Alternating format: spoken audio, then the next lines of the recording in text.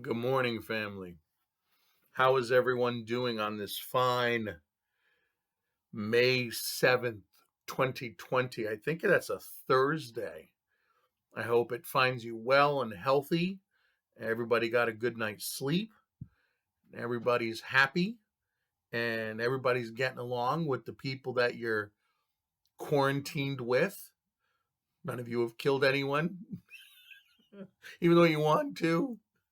Your little brothers and little sisters, or big brothers and big sisters. I hope everybody's getting along. Just trying to make the daily morning video to say hello to everyone and to let you know I just had a meeting this morning about the rollout of the new website, and I'm going to be with King dropping the new sign-in location. So instead of T6WQ3D3, that you'll have a new sign-in location. I think that'll drop today at the Zoom meeting. I'm going to have King on, or King will host it. Whoever, it doesn't matter. Um, and we'll talk about that in the new location. And a lot of the things are duplicate, and that's fine. I want you guys to do the dupe. Like all my quizzes that I have here, the funny ones, are going to be over there, and I want you to do them all over again. It's simple, it's easy. You've already done it and got passing grades, or if you didn't get a passing grade, now it's your chance to get a passing grade. Ta-da! So you get another crack at it, and it's something you already did. So it'll be super simple to get through. That'll be wonderful because those are all of this counts for you guys, even if you do the same quiz 5 times. First, as long as I can keep putting it in a way that I can do it, you guys will get credit for it, and that's wonderful. There is a push for me, well, not me specifically. There's a general push at Job Corps that part of the meeting should start to come around, and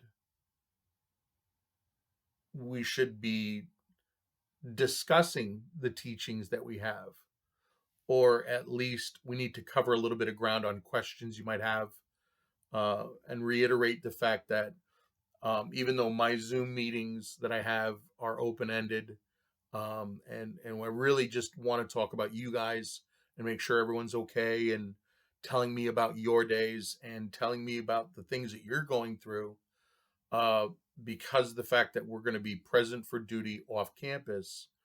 Part of my time with you and part of King's time with you on these Zoom meetings will have to encompass at least something to do with automotive, whether it's we talk about tar line items, we talk about things that we need to be able to teach, although I don't know how to I am having problems wrapping my head around using this medium as a teaching location, because none of us are sitting around engines or the equipment that we have available to us in our home classroom back at Job Corps. I can't talk about an alternator and not be able to pick up an alternator and spin it and heavy and pass it around kind of thing. I'm trying to wrap my head around how and what things we can teach that don't require a an object or the thing that we're learning about being passed around, because I know you guys, and I know what you like, what you don't like, and how we all learn who we are as people and how we learn, and how that translates into the Google Classroom setting, and the fact that a lot of us aren't. Well, I am a book reader, but I know a lot of you guys aren't book readers, and how we are going to move forward as a shop on this online thing. And I read the I oh Squirrel. Please, everyone who's watching this video, underneath this video on the stream area of Google Classroom, I've put up a questionnaire. If you've already filled it out, great. But if you haven't, it's wicked important that you fill it out. And one of the questions about halfway down is your house number. I'm not saying your house telephone number, although that's an interesting thing. I need the mailable house number. Like, I live at 48 Biltmore in Springfield. So that's my house number is 48, not my house phone number. I don't have a house phone number. I just have my handy dandy cell phone. So, which fell. So I need you guys to remember when you fill that out that it's the house number is for mailing purposes, not cell phones. I have your cell phone numbers. That's so far so great. And that helps me be able to keep in contact with you and you keep in contact with me. Yay. Because there is talk of emailing out the textbooks. And eventually, if this thing goes on long enough, there is talk of getting you guys some like Chromebooks or laptops or something, possibly. So it would be a great idea for me to have actual addresses. Oh, and that's the other thing, not where your parents are. I don't. Some of you live with your girlfriends.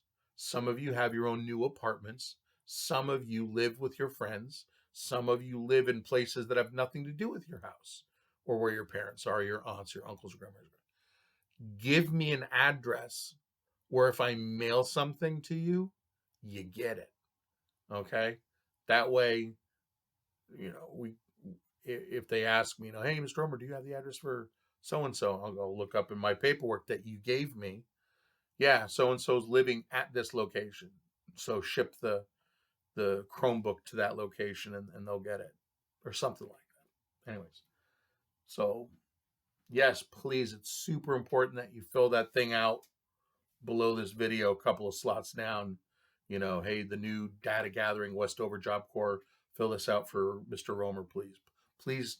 And it's really easy. It's like, it's set up like a quiz. So it says like, what's your first name? And you type in your first name. It'd say, what's your last name? You type in your last name. So it's just a bunch of questions about, cell phones and do you own a laptop? And, the idea is that I'll be able to give this information to the muckety mucks and go, hey, all my kids, they don't have laptops, or these kids do have laptops, but they're not really great, or this person does have a laptop, but doesn't have internet connection, yada do. You'll be able to help me out, help you out. So anyways, to go back to the original statement, things are changing. We knew they would. We knew things would slowly progress to a point where it's going to be more and more class-like and a little more structured, which is something I guess that we have to work on in the automotive classroom and my teaching methods.